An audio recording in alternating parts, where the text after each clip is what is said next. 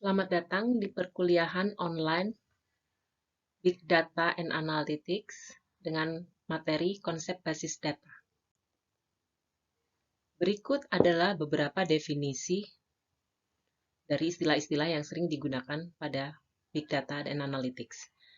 Yang pertama adalah data, di mana data itu merupakan fakta, teks, ukuran gambar, suara, video yang dapat memiliki nilai informasi. Sedangkan informasi adalah data yang telah diproses sebagai bahan dalam proses pengambilan keputusan. Sebagai contoh, misal saya menyebutkan 30, seperti itu saja, maka tidak ada konteksnya, itu hanya berupa fakta atau data, tetapi ketika saya menyebutkan itu adalah suhu atau temperatur, maka nilai 30 tadi memiliki makna konteks, sehingga bernilai informasi. Selanjutnya database. Database merupakan kumpulan data yang terorganisir. Di sini organisasinya berdasarkan hubungan antara data-data yang diorganisasikan di dalam database. Istilah berikutnya yaitu metadata. Metadata ini adalah data yang mendeskripsikan suatu data. Contoh tadi kembali nilai 30 itu adalah temperatur, maka deskripsi dari temperatur tersebut disebut sebagai metadata. Kita lihat pada slide yaitu informasi, dan informasi ini dapat digunakan sebagai dasar pengambilan keputusan untuk menentukan aturan atau knowledge dari sekumpulan data, dalam hal ini big data ya, data yang berukuran besar. Kalau kita lihat chart di sini menyatakan hasil yang telah diolah dari data yang menyatakan informasi-informasi mengenai spesifik di sini judulnya, annual sales comparison, inventory value, dan sebagainya. Dan visualisasi data dalam bentuk informasi ini lebih memberi makna yang dapat dijadikan dasar untuk pengambilan keputusan. Berikutnya, mengenai metadata, yaitu deskripsi tentang format dan karakteristik data. Jadi metadata adalah suatu data yang menjelaskan tentang data. Biasanya yang dijelaskan adalah tipe, ukuran, dan nilai-nilai yang bisa terdapat dalam data. Di sini ada contoh table, suatu table nama names, dan ini adalah metadatanya. Di sini table name memiliki 4 atribut atau 4 field, di mana ID memiliki tipe integer, dan ini nilai not null-nya, primary key, dan sebagainya. Ini disebut sebagai metadata. Berikutnya adalah evolusi teknologi database, mulai dari era 60-an, di mana database atau organisasi data dilakukan dalam bentuk flat file. Lalu di tahun 70-an mulai digunakan hierarchical database, di tahun 70-an juga sampai 90-an ada database berbentuk network, lalu di tahun 80-an mulai dikenal relational database dan berkembang menjadi object oriented di tahun 90-an dan sekarang ada object relational database. Berikut adalah contoh database flat file, di mana database flat file ini sama atau mirip seperti spreadsheet yang dapat menggunakan software Microsoft Excel ataupun text file, merupakan file yang berisi baris-baris atau record yang memiliki kolom-kolom yang tetap, sebagai contoh seperti berikut. Berikut ini juga merupakan contoh dari flat file dalam bentuk text file, biasanya berekstensi txt, di mana ini adalah record data dan ini kolom-kolom atau atribut data. Selanjutnya database hierarchical. Database hierarchical merupakan model yang menerapkan sistem hierarki dan biasanya dijabarkan dalam bentuk pohon terbalik. Seperti kita tahu, pohon atau tree strukturnya dimulai dari root, kemudian root ini menjadi parent yang memiliki child, dan setiap child dapat menjadi parent bagi child lain, leveling bertingkat seperti itu. Pada struktur database hierarchical, setiap child atau anak hanya memiliki satu parent, tetapi setiap parent bisa memiliki lebih dari satu anak. Dan simbol tertinggi atau node tertinggi disebut root. Model database hierarchical digunakan oleh IBM IMS atau Information Management System, dan Microsoft Windows Registry. Berikut adalah contoh dari database hierarkikal di mana root adalah employer, kemudian child-nya ada 3, compensation, job assignment, dan benefit. Kemudian di level kedua, setiap node ini menjadi parent bagi child di bawahnya. Contoh kasus database hierarkikal, misalnya terdapat tabel yang menyimpan informasi karyawan. Tabel karyawan menyimpan atribut yaitu employee number, first name, last name, dan department number. Selanjutnya, organisasi tersebut menyediakan hardware yang dapat digunakan oleh karyawan, di mana keterangan tentang hardware tersimpan di tabel terpisah, yaitu ada serial number, type, dan employee penggunanya. Maka hierarchical database-nya dapat kita lihat seperti ini, di mana tabel pertama employee memiliki atribut employee number, dan di tabel hardware, nah ini ada foreign key berupa user employee number yang bisa di-refer dari sini. Jadi tidak perlu seluruh atribut di employee ini ada di dalam tabel ini. Cukup primary-nya saja yang menjadi foreign key. Selanjutnya database network. Network data model merupakan variasi dari hierarchical model yang menggunakan konsep many-to-many relationship. Perbedaannya adalah pada network data model tidak mengenal root atau akar, dan pada network data model setiap anak boleh memiliki lebih dari satu parent. Begitu juga dengan setiap parent boleh memiliki lebih dari satu anak. Model ini digunakan oleh IDMS atau Integrated Database Management System by Computer Associates Incorporation. Berikut adalah contoh dari database network. Kalau kita lihat di sini adalah parent, di mana kelas 1, kelas 2 adalah parent, dan parent ini bisa memiliki child yang lebih dari satu, dan child student A misalnya bisa memiliki lebih dari satu parent. Kalau di dalam database mahasiswa kan, student ini bisa anggota dari beberapa kelas, dan sebaliknya. Kelebihan dan kekurangan database hierarchical dan network. Kelebihannya, akses data dapat dilakukan secara cepat sebab hubungan antar data telah ditentukan di awal. Sedangkan kekurangannya, struktur data harus didefinisikan di awal. Maka penentuan field baru memerlukan restruktur ulang, penentuan struktur ulang. Berikut adalah sistem berbasis file. Jadi semua data disimpan dalam bentuk file. Di sini storage-nya. Kita lanjutkan dengan DBMS, Database Management System. Basis data merupakan sekumpulan data yang terintegrasi dan berukuran sangat besar, biasanya secara khusus digunakan untuk menyimpan aktivitas-aktivitas yang ada di suatu organisasi, di mana setiap entitas di dalam basis data saling terkait. Basis data memodelkan dunia nyata yang berkaitan dengan entitas dan relasinya. Sedangkan database management system adalah suatu paket software yang didesain untuk menyimpan dan mengorganisasikan basis data. Berikut adalah contoh-contoh software DBMS yang bisa kita lihat dan kita temui. Seperti Access, ini miliknya Microsoft, dan lain-lain. Berikut adalah gambaran dari DBMS. DBMS mengelola berbagai aplikasi seperti operating system kerjanya. Jadi dia mengelola sumber daya berupa aplikasi, di mana di sini ada centralized database sebagai pusat data. Perbedaan antara file system dengan DBMS dapat dibaca berikut. Intinya, DBMS ini lebih adaptif dalam menangani kebutuhan organisasi yang berskala besar. Karena semua entitas di dalam organisasi saling terintegrasi.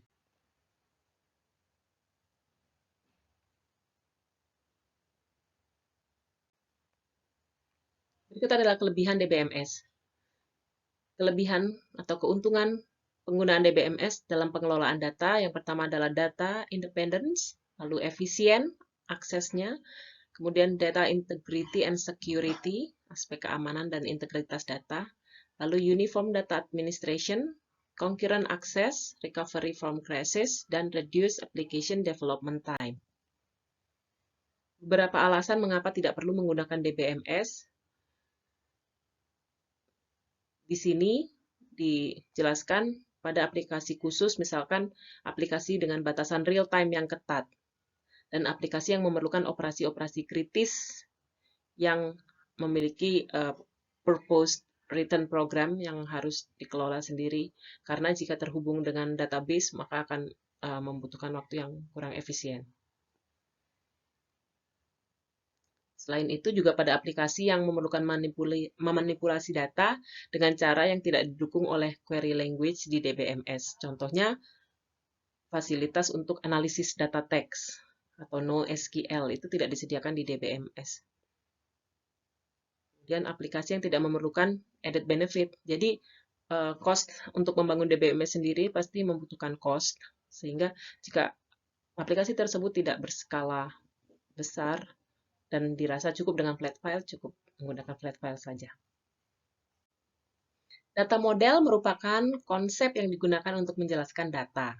Kemudian istilah skema adalah deskripsi dari sekumpulan data yang menggunakan data model tertentu.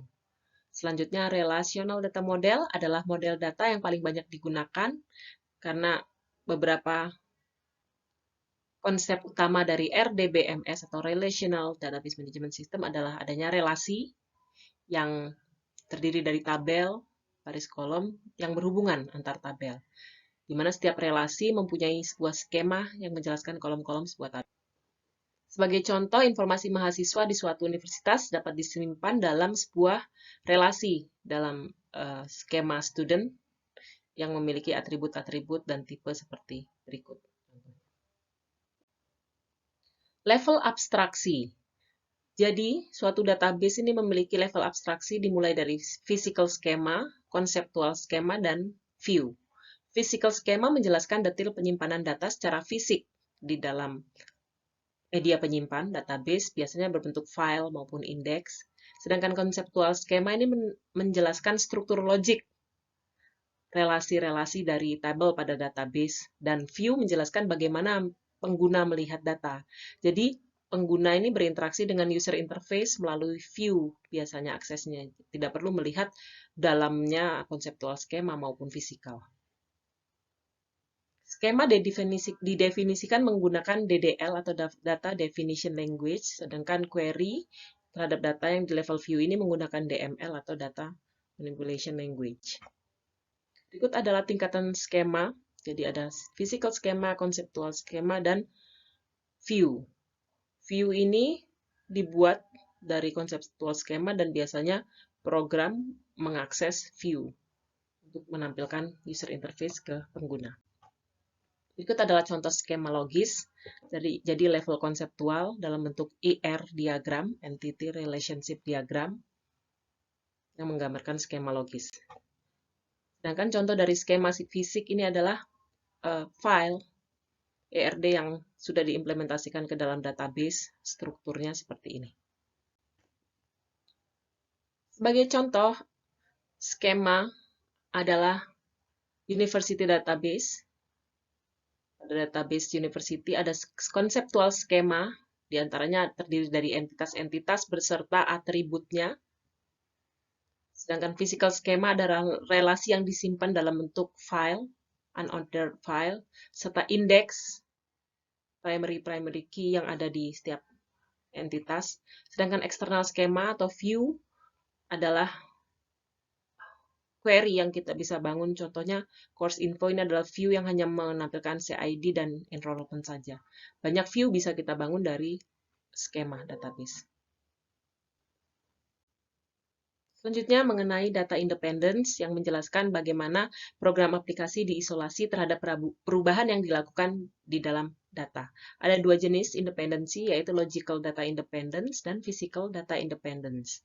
Di mana logical data independence adalah proteksi eksternal terhadap perubahan-perubahan dalam struktur logical, sedangkan physical data independence adalah proteksi konseptual terhadap perubahan di struktur fisiknya.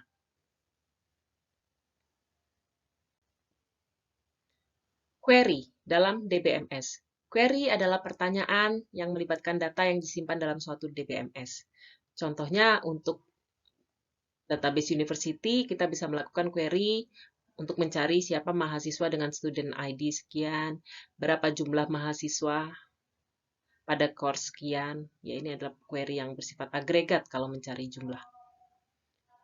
Lalu query language menggunakan bahasa khusus yang disebut sebagai SQL atau Structured Query Language. Intinya menggunakan relational algebra dan relational calculus. DML atau Data Manipulation Language adalah bahasa khusus dalam DBMS yang memungkinkan pengguna untuk membuat data, memodifikasi data, dan melakukan query terhadap data. Jadi ada dua jenis query, yaitu DML dan DDL. Kalau DML adalah Data Manipulation Language dan DDL adalah Data Definition Language. DDL ini yang berhubungan dengan pembuatan table atau penghapusan table. DML ini adalah biasanya kita ke atribut-atribut di dalamnya untuk mencari, mengupdate, dan menghapus. Berikutnya adalah concurrency control. Merupakan eksekusi user program secara serentak merupakan karakteristik yang penting dalam kinerja DBMS.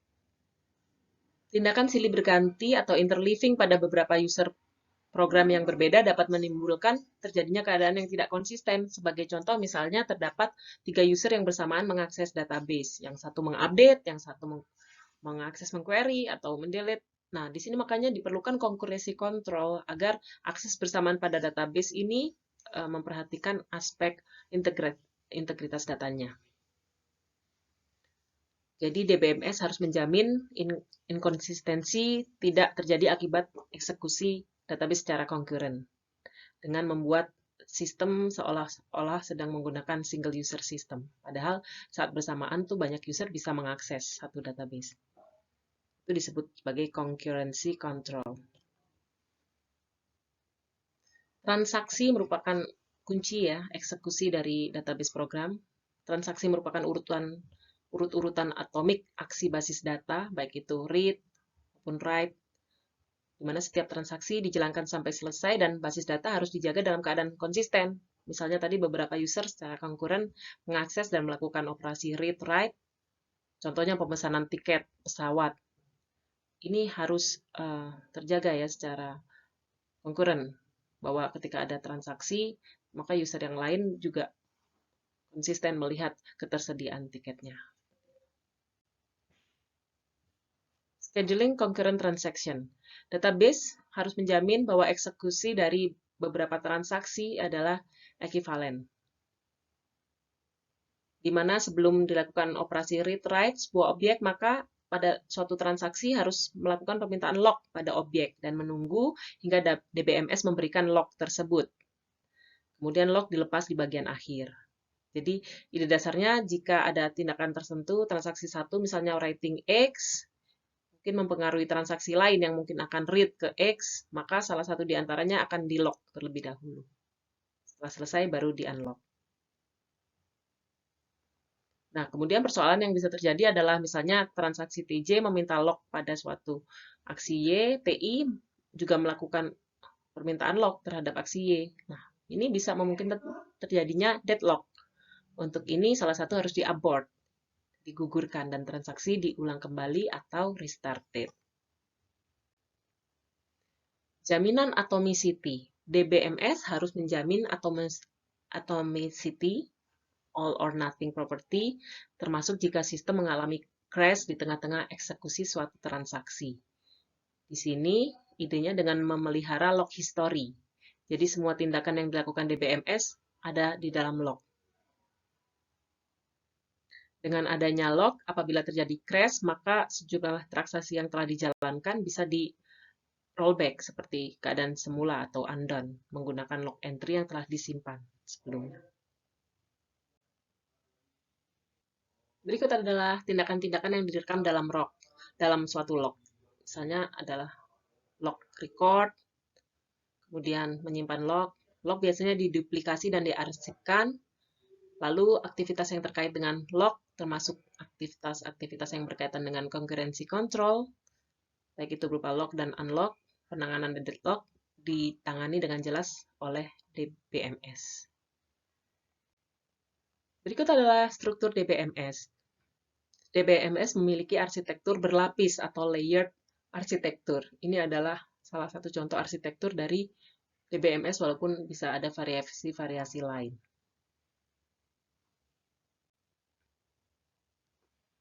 Berikut adalah personal yang bekerja dengan basis data. Di antaranya person-person yang terlibat dengan DBMS adalah end user dan DBMS vendor. End user adalah pengguna di level akhir dan DBMS vendor ini penyedia layanan DBMS. Lalu ada database application programmers. Biasanya ini berkaitan dengan interface berupa form dan report atau front-end programmer. Selanjutnya ada database administrator atau DBA yang tugasnya mendesain skema logik dan skema fisik dari database, menangani otorisasi dan sekuritas database, serta bertanggung jawab untuk ketersediaan data dan disaster recovery, pemulihan dari bencana. Tuning database apabila data yang dimasukkan sudah berjumlah banyak dan database dirasa tidak optimal, tidak efisien, ini perlu dituning oleh DBA. Jadi pekerjaan DBA ini biasanya dimulai di awal sebelum database application programmer bekerja, sudah disiapkan dulu database-nya oleh DBA. Memakai basis data. Bidang-bidang yang menggunakan basis data banyak ya, berbagai role, ada kepegawaian, misalnya pada sistem yang banyak pegawai, pergudangan, inventory, baik itu pabrik, reseller, apotik, akuntansi untuk layanan pelanggan, konsultan, dan lain-lain. Di bidang perbankan, untuk pengelolaan data nasabah, pelaporan, penyampaian informasi ke nasabah. Di bidang pendidikan atau sekolah, pengelolaan data siswa, penjadwalan kegiatan perkuliahan, dan lain-lain. Di bidang rumah sakit, untuk proses manajemen sistem rumah sakit, dan di bidang telekomunikasi untuk pengelolaan administrasi data pelanggan, penanganan gangguan, dan masih banyak lagi. Semua line bisnis sekarang menggunakan DBMS untuk support operasinya. Baik, terima kasih. Demikian penjelasan dari saya.